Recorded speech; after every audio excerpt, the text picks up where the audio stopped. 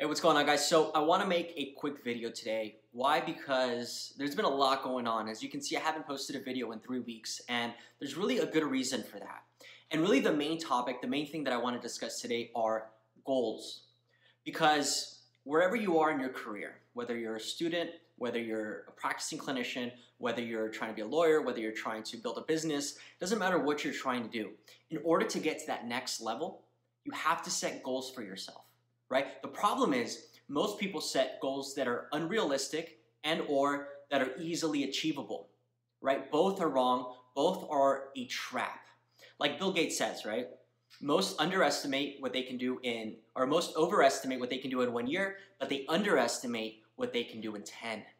This means that we're not setting goals that are one, pushing us past our comfort limit, and or we're not setting goals that are realistic. We either achieve or want to achieve too much, or we want to achieve too little, keeping us either way locked into this stagnant place.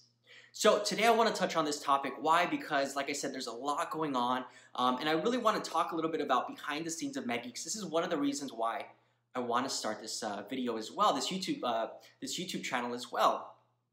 So what's going on? Well, there's a few things that's going on, right? We just launched the question bank, which we closed for beta, and that was a huge success. You know, we have about 400 people in our beta group, which was a huge success for us. We're also in the process of getting an office. So hopefully, this has been a long-winded process. If you follow me on Instagram, then you probably know that I've been posting about this over the last 3 weeks. Why?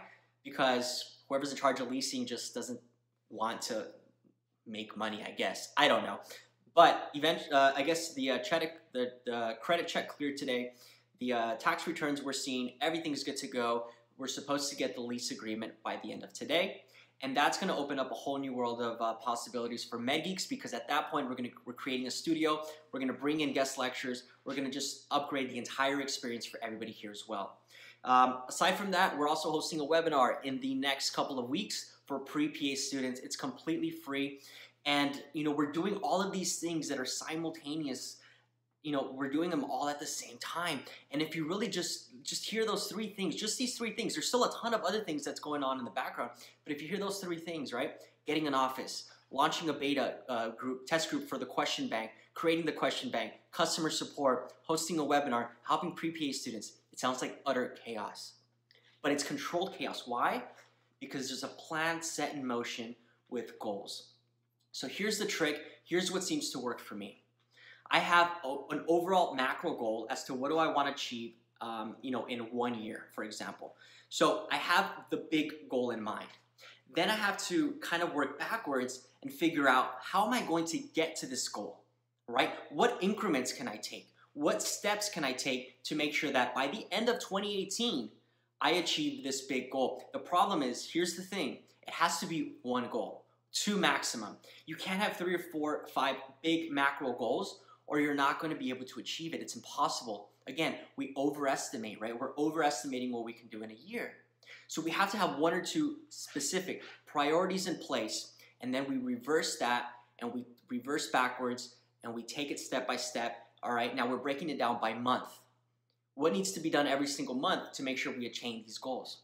Great. Then we break it down even further, and we're going even more micro, and then we break it down to weeks, and we break it down to days. And this makes things a lot more manageable, and it makes it more attainable, because you can see on a micro level if you're hitting these small but very important milestones. And if you are, then you have no other path at the end of the year but to arrive, or no other destination to arrive to but to your overall goal. And this has worked for me in the past. Again, it doesn't matter what you're trying to build, doesn't matter what you're trying to accomplish, doesn't matter what profession you're in. These are universal truths. In order to achieve what you want to achieve, you have to write it down, you have to create a plan, right? It's not enough to just want something, it's not enough to just desire something, right? Like The Secret. I believe in that stuff, but you also have to put the work in behind it to back it up. It can't just be a want or a desire. There needs to be an action plan. Thought out action plan. Now, you don't have to go into detail, because here's another mistake. People over plan. They over plan to the point where if they're not hitting their expectations, they get frazzled and it throws them off. And then they redirect to a point where they start pushing things and procrastinating and saying, you know what? This didn't work this month. I'll get back to it next month. And then next month becomes next month, and then we hit the year mark and we say 2019, and then 2019 becomes 2020. Next thing you know, you're 40, you're 50 years old, and you didn't accomplish what you wanted to accomplish because you didn't set realistic goals and you didn't set attainable small goals. So that's what I want to touch on today. Do me a favor, guys. Leave a comment below. What is one goal that you're trying to accomplish? I'm going to pick a random winner. Again, just like the other videos, I'm going to choose the best answer, the most thought out answer. I'm going to award an Amazon gift card. I've been doing this for the past few videos. Just kind of my way of saying thank you for being involved. Thank you for being interactive. Thank you for leaving a comment.